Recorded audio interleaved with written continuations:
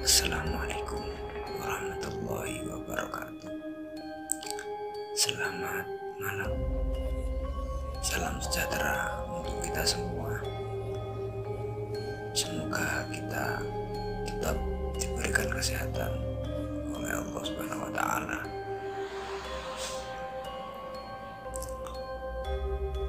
Kisah kali ini kita akan membawakan sebuah cerita tentunya mistis, karena sekarang di malam Jumat. Kisah ini berjudul Kisah Murid atau Santri yang Tidak Terlihat di sebuah pondok pesantren.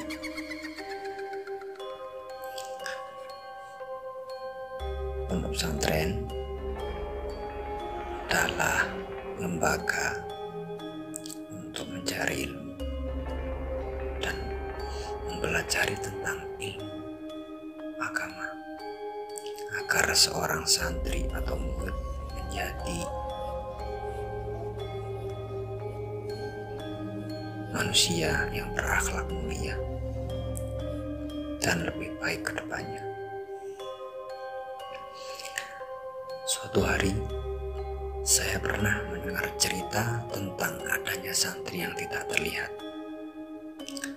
Tetapi santri tersebut mengidap penyakit kudiken kalau bahasa santri, kalau bahasa medisnya skabies atau katal-katal di sekujur tubuhnya. Kata santri senior, jika ada yang melihat santri yang sakit skabies atau kudikan tersebut, maka yang melihat akan mengalami penyakit kudikan atau skabies juga di sekujur tubuhnya, tidak akan sembuh kecuali disembuhkan oleh gus atau kiai yang ada di pesantren. Ceritanya seperti ini. Pada malam hari, semua santri sudah istirahat atau tertidur. Yang waktunya istirahat pukul 9 atau 10 malam. Ada salah satu santri yang belum tidur karena santri ini ingin mencuci bajunya. Sebut saja santri yang ingin mencuci baju ini si Fulan.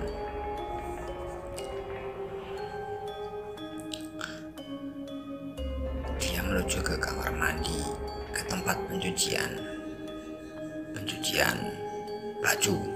Tidak ada atau tidak merasakan hal keanehan waktu dia berangkat.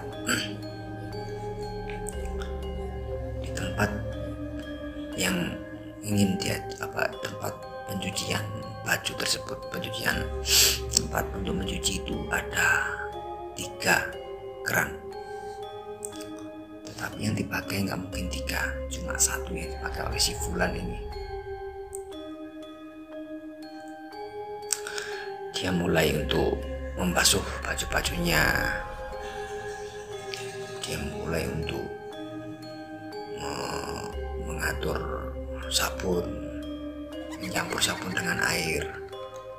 Tidak ada yang aneh. Setelah memasukkan bajunya ke dalam sabun, tiba-tiba ada 2 keran yang tidak dipakai hidup sendiri,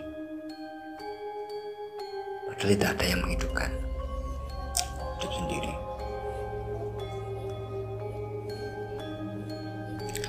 Fulan ini masih santai, tapi dia kayak memikirkan hal aneh. Kenapa ini kok bisa hidup? Lalu dia mematikan 2 keran yang hidup tersebut. Dia Fulan melanjutkan mencuci baju. Separuh proses mencuci baju hampir selesai itu, tiba-tiba kamar mandi. Seperti ada orang kena tempat cucian untuk baju sendiri, ada kolom-kolom, ada kayak kamar mandi bilik-bilik kecil itu buat kamar mandi. Itu ada yang ngisi seolah-olah ada orang yang mandi pada malam tersebut. Padahal Fulan ini masih ingat santri-santri lain atau teman-temannya ini sudah tidur semua. Hanya tinggal Fulan ini yang belum tidur karena dia mencuci baju. Suaranya semakin kencang, piur. Fulan menuju ke kamar mandi tersebut dan bilang sambil guyon, "Sopo sing atus yami ini rek? Kok gak adem, kok pelaur men." Bahasa Jawanya seperti itu, bahasa Malangannya seperti itu. Nah, kan dia penasaran Fulan tersebut dan mengobrak-obrak pintunya digobrak-gobrak. Dia niatnya guyon, bercanda. Tapi setelah itu suara guyuran air piur itu berhenti. Nah, dia mulai aneh karena dia mulai merasa aneh karena dia mengintip ke kamar mandinya, tidak ada orang, tapi kok ada suara keras dari kamar mandi tersebut.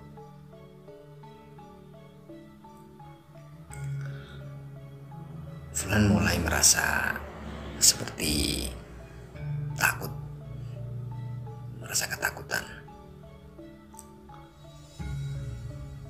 Dia takut dan kembali ke cuciannya karena ingin menyelesaikan tugasnya untuk mencuci baju.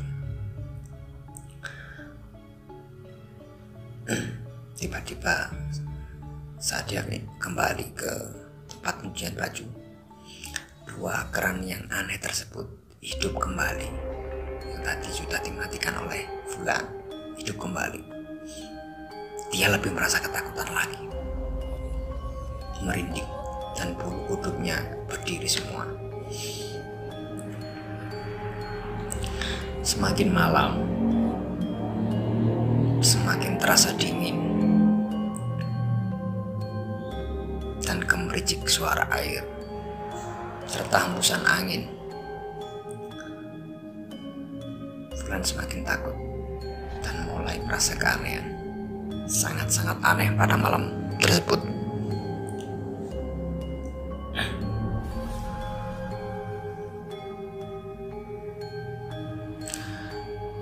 Setelah itu Fulan membilas baju yang sudah ia cuci, membilas satu persatu.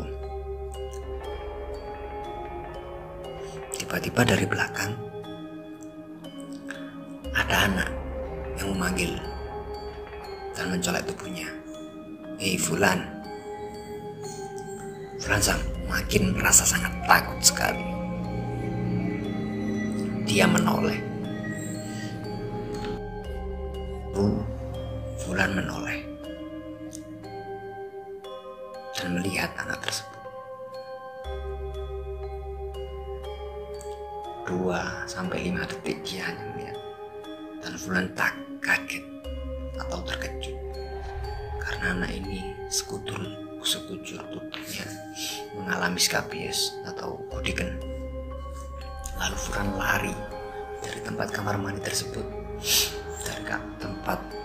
Fulan lari dari tempat pencucian baju tersebut sambil berteriak, "Tolong, tolong, tolong." Tapi tidak ada santri lain yang menolongnya. Dia berlari ke arah kamar santri senior, juga tidak ada yang bangun untuk menolongnya. Dia berlari kembali dan menuju ke arah kamarnya sendiri. Sambil tergesa-gesa dan merasa ketakutan, Fulan sampai di kamarnya. Dia melihat sekeliling kamar dan melihat teman-temannya sudah tidur semua, tidak ada yang bangun dan menolongnya. Fulan takut, sangat takut sekali pada malam tersebut. Dia langsung mengambil selimut, kasur, dan bantal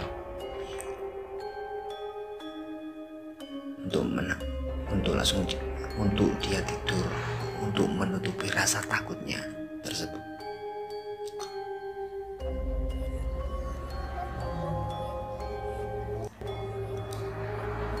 Dia langsung kubutan berselimut, padahal dia lupa kalau kaos dan celana yang dipakai masih basah kena air, tapi dia takut.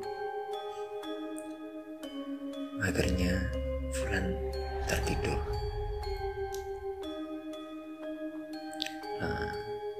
Jam menunjukkan pukul 3.30 atau setengah 4, waktu santri untuk melaksanakan sholat malam dan sholat subuh.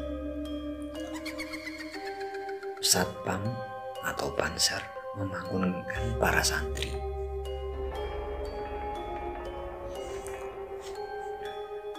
"Hei Fulan," kata satpam atau panser, "tangi oli, wayai sembahyang pengili, ayo tangili." Fulan terbangun sambil kedinginan. "Nggih Pak," kata Fulan.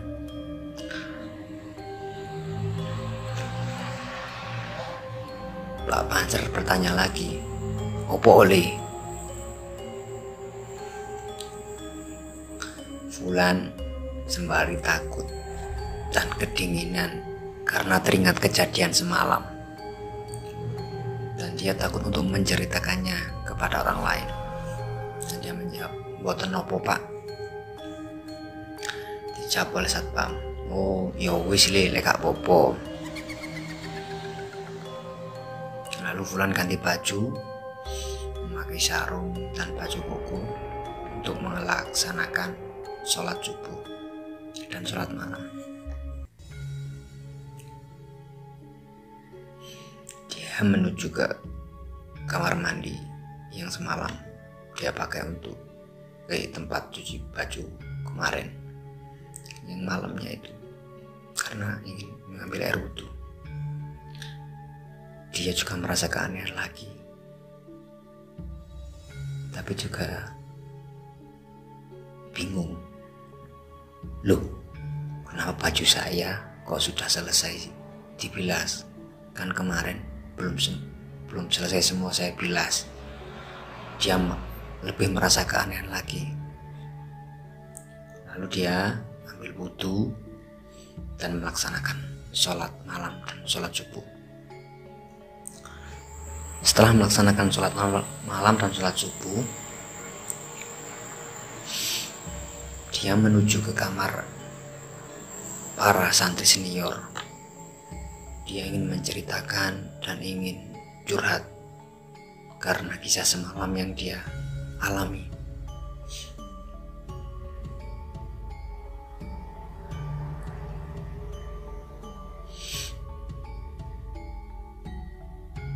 Sebelum menuju ke kamar ke santri senior, Fulan menjemur pakaiannya. Setelah itu dia ke kamar santri senior dan menceritakan semua yang telah dialaminya semalam. Dan setelah cerita, kata santri senior, "Untung kon gak kudiken saiki langsung. Biasa nih arek sing diketoki arek cilik sing kudikan iku. Maksudnya yang menakuti dia semalam langsung kudikan, gak kira waras lek gak diobati Gus atau Kiai. Berarti kon gak duwe masalah ambek arek iki makhluk goib tersebut. Akhirnya Fulan merasa lega dan lebih enakan karena sudah menceritakan kisahnya semalam, kejadian semalam, dan sedikit mendapat solusi dari santri senior.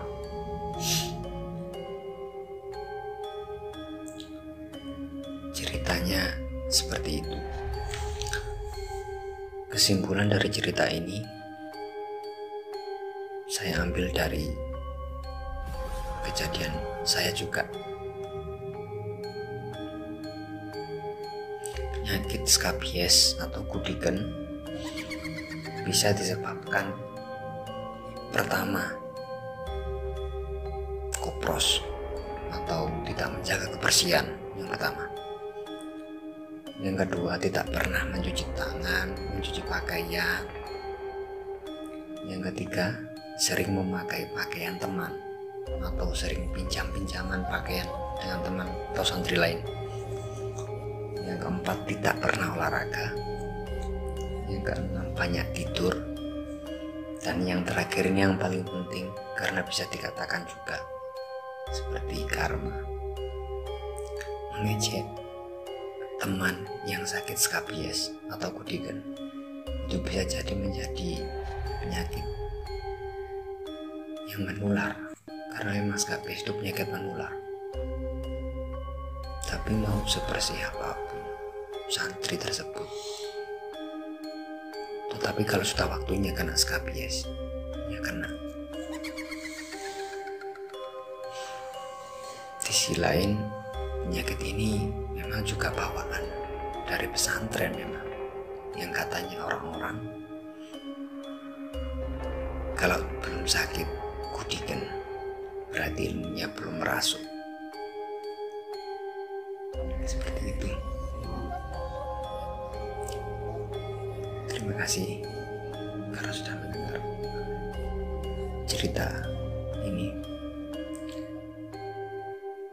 Dan kesimpulannya seperti itu tadi, digaris besari bahwa jangan kita menghina penyakit. Bulannya sudah jelas seperti tadi, tapi perlu digaris besari.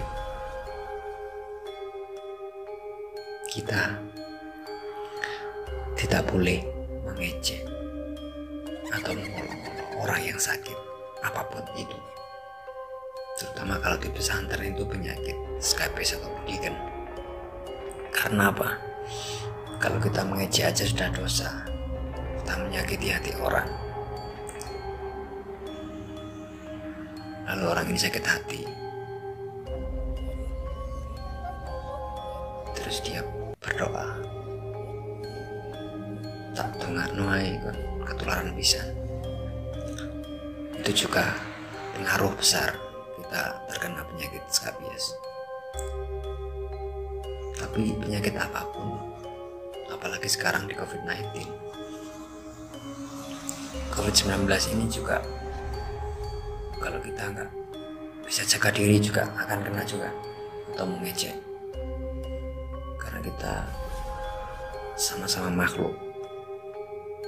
Tidak ada yang lebih sempurna kecuali Tuhan atau Allah Subhanahu wa Ta'ala dan Nabi Muhammad Sallallahu Alaihi Wasallam. Terima kasih karena sudah menonton video ini. Saya doakan kita semua bisa sehat, rezeki lancar, dan terhindar dari penyakit COVID-19 ini. Assalamualaikum warahmatullahi wabarakatuh.